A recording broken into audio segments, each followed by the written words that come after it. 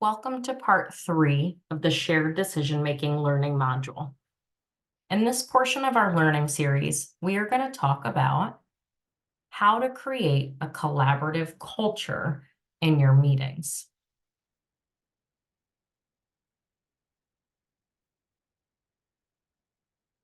Our guiding question for the next 2 parts of our learning series is, how can you effectively facilitate meetings to support a culture of collaboration?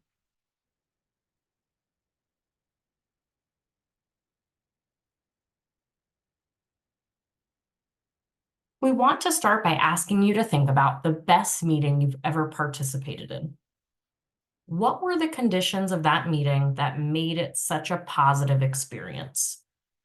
Go ahead and pause the video here for 3 to 4 minutes. You can take more or less time, whatever is supportive to you, and then come back and we'll continue on.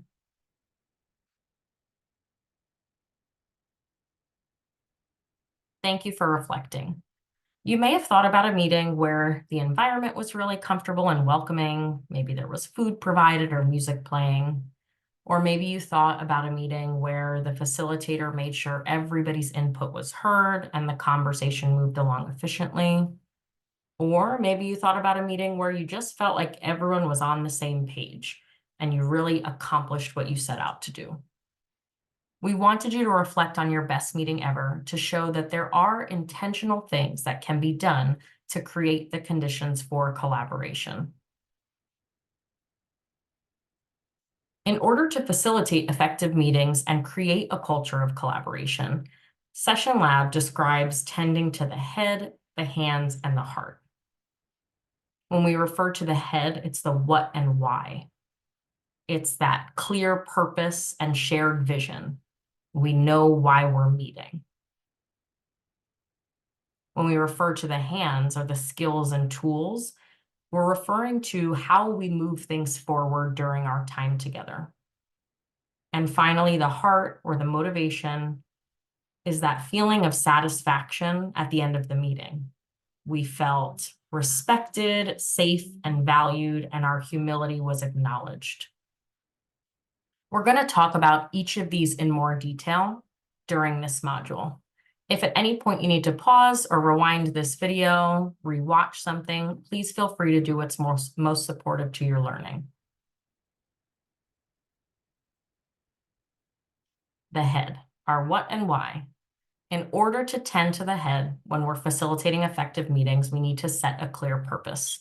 There's a couple things you can do in order to set a clear purpose. That might look like having a co-created agenda, making sure everybody understands the purpose of your meeting and what you're going to do to achieve it. It also might look like listing your learning objectives or meeting goals at the beginning of each meeting. Finally, it's always important to make sure your shared vision and mission is centered, posted somewhere where you're often referring back to it. When we're talking about the hands, or the skills and tools, the way we move the meeting forward together, one thing that you can do is distribute roles and responsibilities. Some potential roles and responsibilities you could have in order to facilitate effective meetings include a facilitator, somebody who is responsible for making sure everybody's voices are heard, everybody has a say in the conversation, and you get through what's listed on your agenda.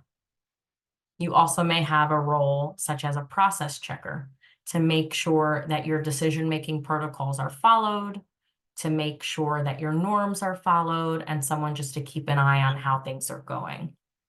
You may also have roles like a note taker or a timekeeper. What's also really important is to make sure that you rotate these roles so that every participant has a chance for different leadership opportunities and to experience different roles and responsibilities.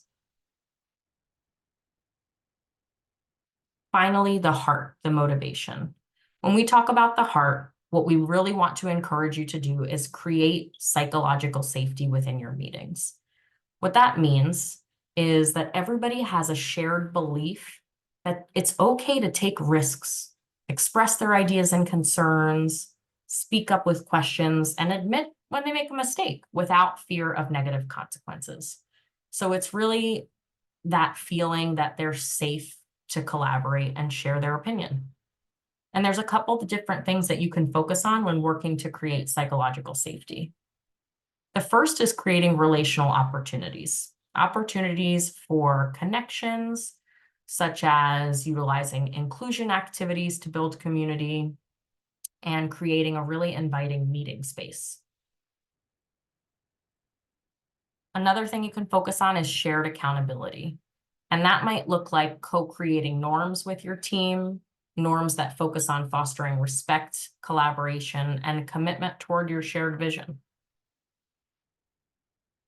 Finally, it's important to make sure all your participants have access to what's going on in the meeting and that the meetings are inclusive. So that might look like making sure all voices are included in the space. If you're the facilitator, it might sound like you saying, hey, I noticed that you haven't shared your opinion yet. Do you have anything to add on? Or is there anyone who hasn't shared yet that wants to share their thoughts, to make sure all voices are called in? It's also important to make sure there's equitable access by providing translated materials if necessary, or even real-time interpretation.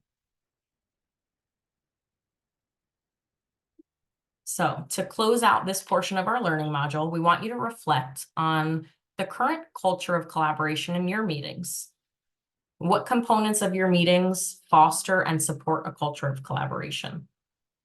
And what small steps might you be able to take to improve meeting facilitation and improve collaboration? Feel free to pause the video here and write or discuss if you're with a group. Take as much time as you need, and when you are ready, join us back for part 4.